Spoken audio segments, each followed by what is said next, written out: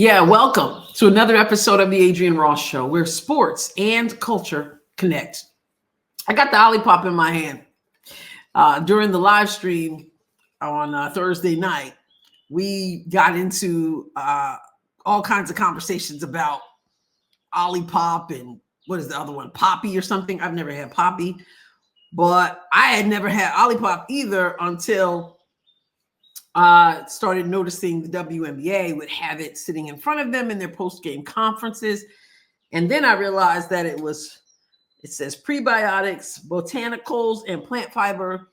And I always need more fiber.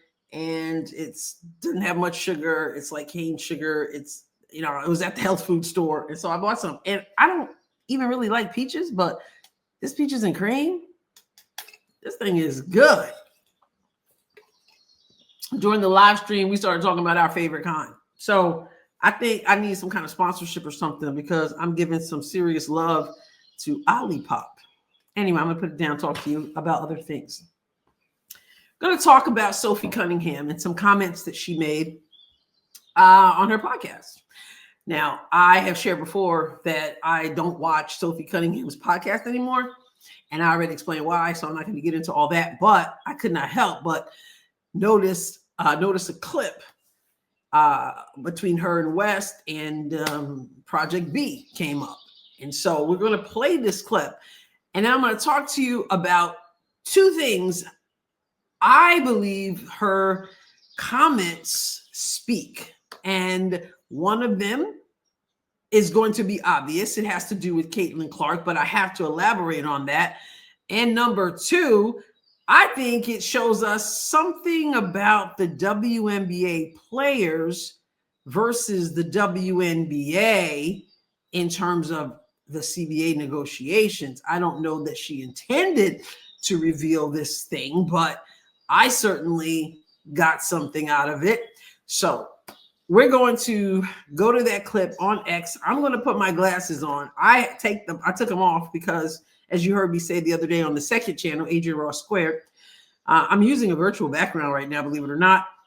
And for whatever reason, it's making my glasses like, whoo. So I take them off. But if I don't see something else that I got to read or whatever, I got to have them on. So we're going to put these on, and then we're going to play this clip.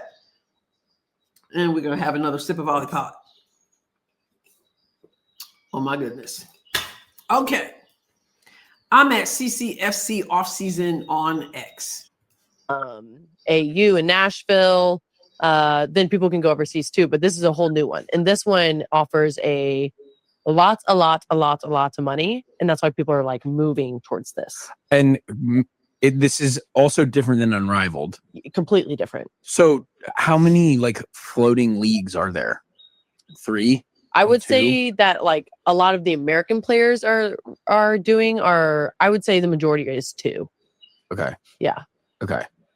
But I think there's going to be a lot of people switching over. That's cool. So like, here's my thing. So all these leagues are great, but at the end of the day, like if you don't have the W, you don't have the platform. Right. So you don't have the eyes, you don't have the recognition. That's right, Caitlin Clark. Yeah. You have the W. Yeah. I tried to get her to like play in this one. She's like, no. I saw Kelsey Mitchell's playing. Yeah, which I'm super excited about. Yeah. Super excited to play with Kels. Or I don't know if I'll play with her, but we'll be in the same league. I'm going to start with an aside. Okay. And the aside has to do with West. West, if you're listening, take it for what it's worth. Okay. Sophie Cunningham just told us something about Caitlin Clark that people have been wondering. Will she participate in Project B? Sophie mentions that she tried to get Caitlin to participate, and Caitlin was like, no. West moves on to Kelsey Mitchell. Now, we love Kelsey Mitchell. She's a straight baller. But this is Caitlin Clark, okay? And Sophie Cunningham just tells you that she's had a conversation with Caitlin Clark about Project B. West, let me just give you some advice. That's when you ask the follow-up question. Really, why isn't Caitlin interested in Project B? What did she say? Like, And then it's up to Sophie whether how much she wants to tell us, but she already told us something there, okay? The follow-up question is what you do. But anyway, that's an aside, okay? That's my advice to Wes. Now, the two things that Sophie let us know. Number one, of course, is that Caitlin Clark is not interested in playing in Project B. Now, I did a video a few days ago, and it was about, will Caitlin play in Project B? Should Caitlin play in Project B? Because those are two different questions. I'll put the link to that video in the description of this video and probably have it as a clickable video at the end of this video. I gave my perspective, and I didn't have really a yes or no answer to either question. What I said, though, was that Caitlin grew up wanting to play basketball in the WNBA.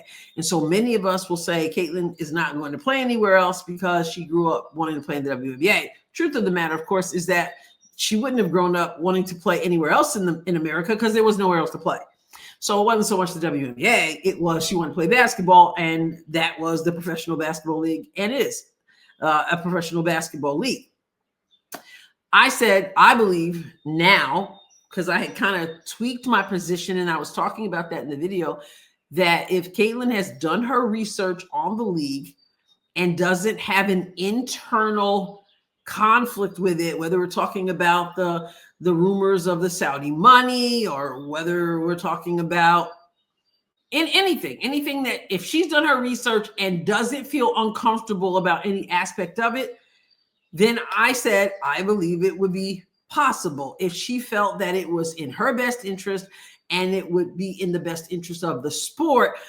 I think she'll do whatever she wants to do if she doesn't have an internal conflict one way or the other. Don't know that she's so much married to the WNBA to the exclusion of every other opportunity. Now, Sophie has said that Caitlin has said no. And one of the reasons, and it's certainly not the only reason, I imagine, but one of the reasons is that Sophie says it when she's talking about the money involved. It's a whole lot of money. And because there's a whole lot of money, people are jumping on board. How is that different from Caitlin Clark? Sounds to me that Sophie is saying for some people, the word desperation seems like a really bad word, but I don't necessarily think it's the wrong word.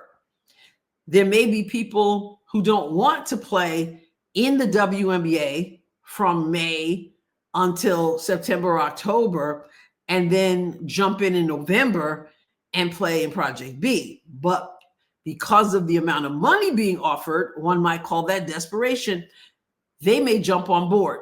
Sophie is telling us right there, and you know, we understand how money drives some people, and this is an opportunity to make more money. What makes Caitlin unique? She doesn't need the money. Caitlin Clark is doing rather well, and we can tell will continue to do well. So whereas some people might, depending on how you think about this whole Project B thing, where some people might even sacrifice their principles, or where they might sacrifice some rest for their bodies. You know how the WNBA is and all their physicality, right? But they may sacrifice their body because of the money involved. Caitlin Clark is in a place that every one of us wants to be in for ourselves and for our families. And that is, we call the shots. We decide what we want to do, and we have our standards. And that's why there's something to be said for being prosperous.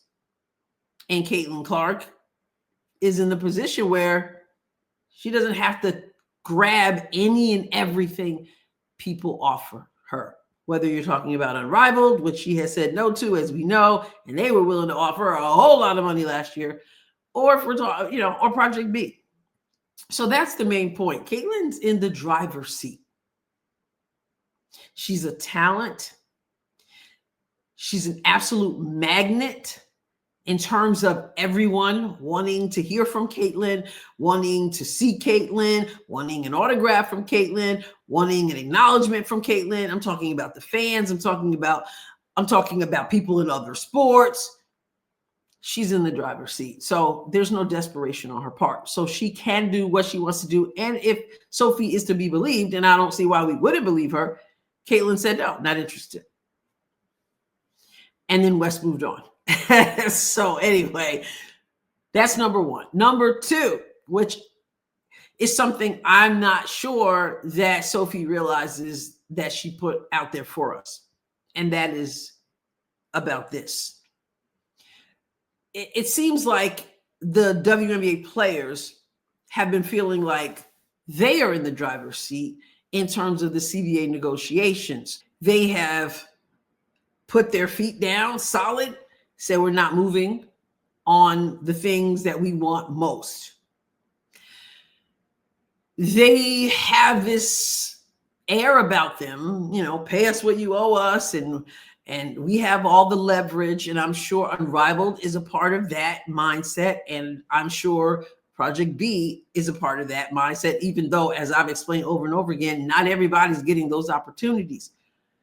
But what Sophie said was... So, here's my thing. So all these leagues are great, but at the end of the day, if you don't have the W, you don't have the platform. Right. So you don't have the eyes, you don't have the recognition. That's right. Well, the WNBA is where you get all the recognition, where you get promoted, where people get to see you, where you are platformed. And isn't that part of what they want? It's something they got a taste of when Caitlin Clark came into the league, because with Caitlin, every game's a home game, right?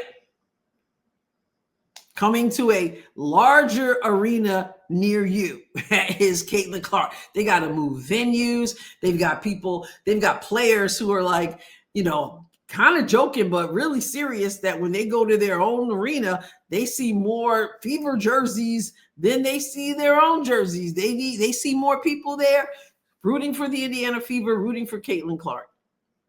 So they got a taste of that. And though the WNBA has rivals, one of them is called Unrivaled,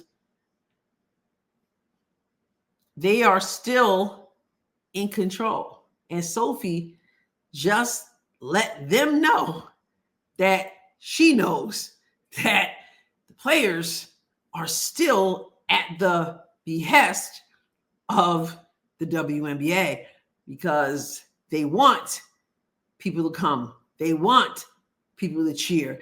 They want people to buy. That's why they want revenue share, right? They want people to buy that. And you might be making some money at Project B. You might be making some money at Unrivaled, some of them. And I don't know what the deal is with finances with Athletes Unlimited or whatever.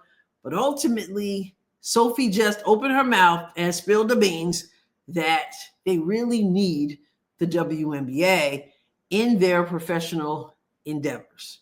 At this stage of the game, nobody wants to go back to basic anonymity.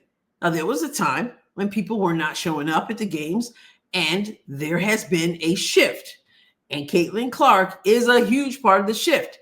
There's a reason Nafisa Collier threw her name out at the exit interview, because that gets people riled up. Caitlin brings a lot of attention. They don't want to go back. But Sophie already said it's the WNBA that has all the marbles. She just told us. So a deal will be reached. Don't know when. They got this 40-day thing in effect already and counting. So interesting. Like I said, I didn't watch the whole podcast, but that clip I could not ignore. I saw it on social media. And number one, Caitlin Clark, surprise, is in the driver's seat so much that she doesn't need to play anywhere she don't want to play. Simple as that. Excuse the bad English. And number two, well, speaking of driver's seats, the WNBA, the league, is in the driver's seat. Right, Sophie? Mm-hmm. And the WNBA also heard what I just heard. In a minute, you get a whole lot of information, huh?